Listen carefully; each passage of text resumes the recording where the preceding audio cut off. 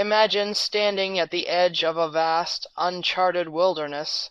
The path ahead is shrouded in fog, the ground uneven beneath your feet, and the destination nowhere in sight. You can't see what's coming, and every step feels like a leap into the unknown.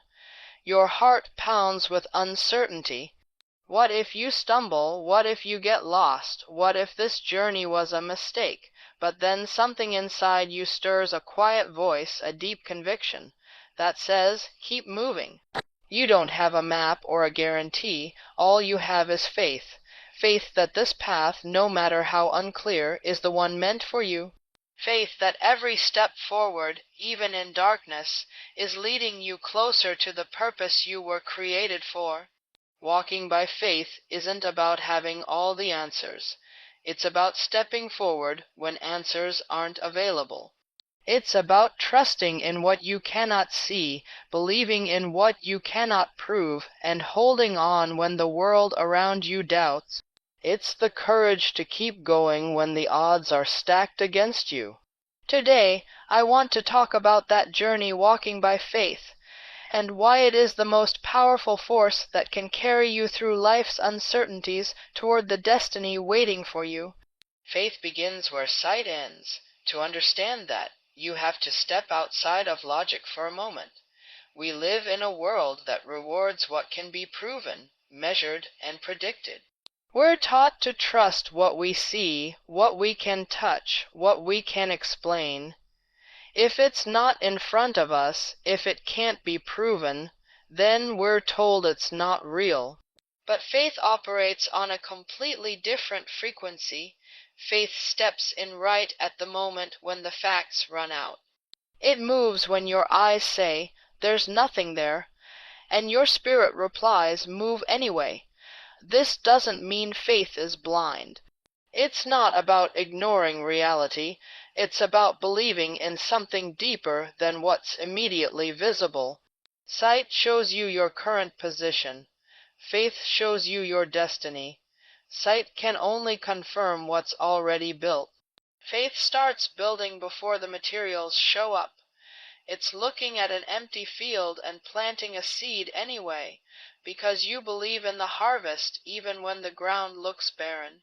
When you walk by faith, you're not always going to have a map. Sometimes all you'll have is a whisper, a pull, an unshakable sense that something greater is calling you forward. And that sense won't always be loud. It might come in moments of stillness, in the middle of your doubt, right when you're about to give up. It's quiet, but it's powerful. Faith speaks when the world is silent. It confirms what your logic tries to dismiss. Think about the moments in life where you had to make a decision with no guarantees. You had no backup plan, no applause, no confirmation, just a dream, a fire inside, and a pull that wouldn't let you sit still. That's faith. It shows up when the facts say, "No way," and you choose to believe anyway. It's not reckless. It's rooted. It doesn't ignore reality. It leans into purpose, into promise, into something eternal. Faith asks you to walk when you don't see the bridge.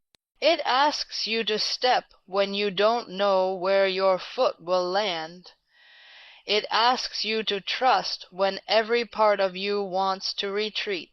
That's why it's not for the faint-hearted. It requires courage. It requires obedience, and most of all, it requires surrender. You have to be willing to let go of your need to control, your need to know, your need to see the whole staircase before you take the first step.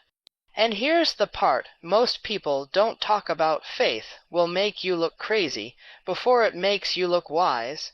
People will question your decisions, they'll think you're chasing shadows, they'll ask why you're risking so much on something that isn't guaranteed. And you won't always have the words to explain it, because faith doesn't live in explanations, it lives in action. You'll know it's real because you'll feel it in your gut, and you won't be able to shake it. That's the call. That's the walk. and you won't always have cheerleaders around you. But if you keep going, eventually those same people who doubted you will start asking how you did it. That's the irony. Faith looks foolish to the world right up until it bears fruit. Then suddenly it looks like genius. But those who have walked by faith know it was never about being smart. It was about being sure, sure of who you are, sure of what was spoken to your heart, sure of the promise even when the proof hadn't shown up yet. That's the real strength of faith, not that it sees the outcome, but that it moves anyway, because at the end of the day, what you see with your eyes is temporary. Circumstances change, opportunities shift, people come and go, but what you believe, what you know deep in your soul, that's the thing that will carry you when everything else fades. That's the thing that will lift you when sight tells you to sit still. And if you ever find yourself standing at the edge, unsure of what's next, just remember, you weren't created to live by sight. You were created to walk by faith. Purpose over popularity is a mindset that separates the driven from the distracted. It's one thing to follow a dream, but it's another thing entirely to stay committed to your purpose when the world is offering you applause for something easier, something shinier, something faster. Walking by faith often means choosing the path that doesn't come with instant validation. It means turning down noise and comfort for something quieter, something deeper, something only you and your Creator fully understand. Popularity is loud. It feeds on attention. It thrives on the moment. It wants the crowd. It wants the likes, the recognition, the applause. It wants you to play the role, to perform, to give the world what it wants to see, even if it costs you who you really are. And the danger is, it's tempting. It feels good to be seen, to be accepted, to be celebrated. But popularity is often temporary. It's based on trends, opinions, and the ever-changing mood of the crowd. One day they're with you, the next day they've moved on to someone else. If you live for their approval, you'll die from their rejection. Purpose is different. Purpose is rooted. It doesn't need the spotlight to be real. It doesn't ask for permission to exist. Purpose is that quiet conviction that wakes you up in the morning even when you're tired. It's the reason you keep going after the applause fades. It's the thing that keeps you grounded when popularity tries to pull you off course. Purpose is not about being known. It's about being fulfilled, and fulfillment doesn't come from the outside. It comes from walking in alignment with what you were created to do. There will be times when your purpose requires you to be misunderstood. People may question your decisions. They may not understand why you passed on a quick opportunity, or why you're taking the long road instead of the easy one. That's because they're looking through the lens of popularity, but purpose answers to a higher standard. It asks, is this who I'm called to be? And not, will they like me for this? It challenges you to be loyal to your assignment, even when that assignment doesn't bring you immediate recognition. And here's the truth. Purpose will cost you. It might cost you relationships, because not everyone can go where you're going. It might cost you opportunities, because not every door that opens is meant to be walked through. It might even cost you moments of comfort, because growth is never found in what's easy. But what you gain in return is clarity. You wake up knowing you're doing what you were designed for. You move with intention. You speak with conviction. You work not to be seen, but because you believe in the impact of what you're doing. The pull of popularity is especially strong when you're in the middle of your journey, when results are slow, when the vision hasn't fully manifested. That's when the crowd shows up offering shortcuts. But shortcuts can't take you to purpose. They only take you to imitation. They'll get you to a version of success, but it won't last because it's not built on truth. Purpose takes longer because it builds depth. It's building character. It's developing discipline. It's teaching you to be strong in silence, faithful in obscurity, and unshaken in adversity. Walking by faith and choosing purpose over popularity means trusting that your journey, as slow or as hidden as it may feel, is exactly what's necessary to prepare you for what's coming. You don't need the world to celebrate you to know you're on the right path. You just need to be obedient to the call on your life. Because the world may not always understand your steps, but if you keep walking in purpose, your results will speak for themselves. The world will try to offer you popularity like it's the prize, but faith teaches you to turn down the noise. Because the real reward isn't in being seen, it's in being used for something greater than yourself. That's the difference. Popularity fades, purpose fulfills, and faith knows the difference. Discipline is a form of faith, and not many people see it that way at first. When we think about discipline, we usually think about routines, hard work, consistency doing what needs to be done whether we feel like it or not. But the deeper truth is that discipline is not just about work, it's about belief. Every time you stay consistent in something that hasn't yet produced results, you are demonstrating faith. You are declaring, through your actions, that something is coming even when nothing has shown up yet. That's why real discipline is hard. It asks you to act like it's already working, even when everything in front of you tells you otherwise.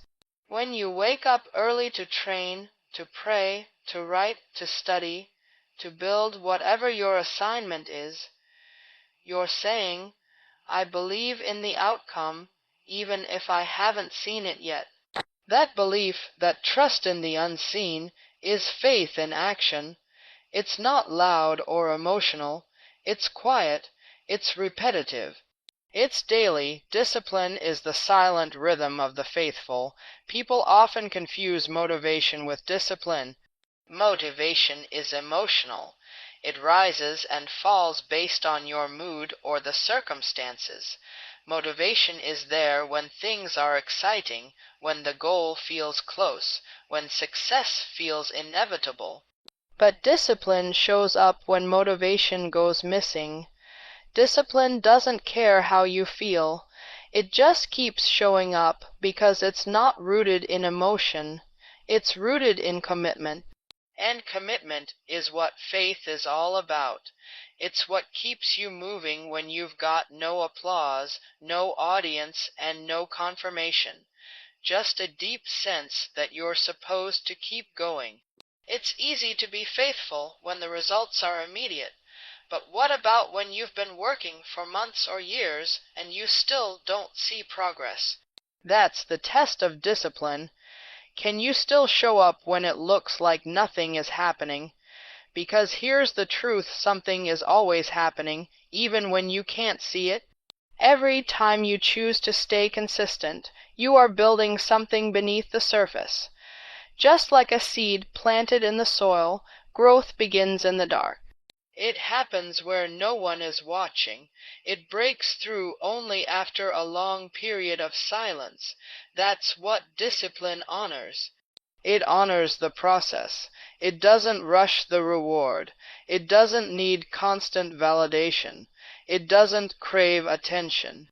Discipline is about obedience to the process, trusting that every rep, every step, every page, every moment of consistency is part of something bigger that's being shaped, something you can't yet see, but something that's absolutely real. And that kind of trust, that's faith, pure and simple.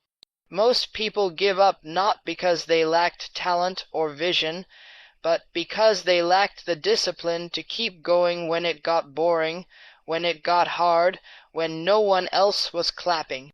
But faith says, keep going anyway. Discipline says, do it again tomorrow. And those two voices together. That's how greatness is born. It's not about explosive moments of inspiration. It's about small, repeated steps taken in belief, day after day, week after week, year after year. When you're disciplined, you start to develop a kind of quiet power. You're no longer swayed by temporary emotions or outside opinions. You become anchored. You become solid. You don't need to chase opportunities, because your consistency starts attracting them. The world starts to notice people who don't give up. The world watches the ones who are still standing after the hype has faded. And the reason they're still standing is because they built on faith, not on excitement. So when you're tired, when you're discouraged, when the finish line feels far away, remember that every disciplined act is a brick in the foundation of your faith. Every moment you choose to stay committed, even without reward, is a declaration that you believe in what's coming. You believe in what's possible. You believe that the time and energy you're giving to your calling is not being wasted. That's faith, and discipline is how you prove it, one day at a time. Storms are part of the journey. That's a truth many try to avoid, but one that walking by faith forces you to accept. No matter how gifted, how prepared, how focused you are, storms will come. Setbacks will come. Delays, disappointments, betrayals, and losses, they are all part of the path. Faith isn't about avoiding the storm. Faith is about standing in it. It's about continuing to move when the winds are against you and the skies are dark. That's when real belief is tested, not when everything is going well, but when everything around you seems to be falling apart. There's a reason storms are part of every meaningful journey. They reveal things comfort never will. When everything's easy, you can fake strength. You can cruise on charm, talent, or surface-level belief. But a storm strips away the outer layers. It exposes what you're really made of. It shows you whether your foundation is solid or shaky. And most of all, it forces you to decide what you truly believe. Do you still trust the vision when the evidence has disappeared? Do you still speak life when nothing around you looks alive? Do you still press forward when your plans fall apart? People often see storms as punishments or signs that they're on the wrong path. But more often than not, storms are proof that you're getting closer to something meaningful. Growth doesn't come from the smooth roads. It comes when your patience is stretched, when your ego is challenged, when your strength is tested. That's when character is built. That's when your faith muscles grow. A storm doesn't just come to break you. Sometimes it comes to strengthen you, to push you deeper into your purpose, to separate what's temporary from what's eternal. And storms don't just reveal your faith. They also reveal your focus. It's easy to praise when the sun is shining. But when the storm hits, your mind wants to scatter. Fear starts shouting louder. Doubt creeps in. You start to question everything. Your choices, your timing, your calling. In that moment, you have to fight to remember what you heard before the storm began, because faith doesn't come from what you see around you. It comes from what you know deep inside. You hold on to that word, that promise, that conviction that kept you going in the first place. That's where your power is, in the ability to remember in the storm what was clear in the calm. There are moments when the storm doesn't pass quickly. Some storms stay longer than you expect. They mess with your schedule. They drain your strength. They make you wonder if you missed something along the way. But staying in faith doesn't mean pretending you're not affected. It means standing anyway. It means showing up even with tears in your eyes. It means praying even when you're frustrated. It means walking forward even if you're limping. That kind of faith isn't glamorous. It's raw, it's real, and it's the kind of faith that produces lasting change. And when you come through the storm, and you will, you won't come out the same. You'll come out wiser, stronger, more grounded, more compassionate, more focused on what matters, because storms have a way of burning off distractions. They teach you who's really with you, what really matters, and how much you're capable of enduring. And that knowledge stays with you. It shapes the way you lead, the way you love, the way you serve. You're not just stronger because you survived, you're wiser because you learned. That's what walking by faith produces. Not just survival, but transformation. People may only see your strength, but they won't see the nights you cried, the days you doubted, the hours you questioned whether it was worth it. But that's okay, because the storm wasn't for them. It was for you, to refine you, to remind you, to prepare you. Every person who's ever walked in real purpose has had to go through something, and the ones who kept going, the ones who didn't quit, discovered that what they gained from the storm was greater than what the storm tried to take. So don't fear the storm, don't curse it. Let it do its work, let it grow you, shape you, prepare you. Because when it passes and the sun comes back out, you'll know in your heart that your faith was real. Not because it kept the storm away, but because it carried you through it. Your calling is louder than your doubt. That's something you have to learn not just once, but over and over again as you walk by faith. Doubt doesn't need a reason to show up.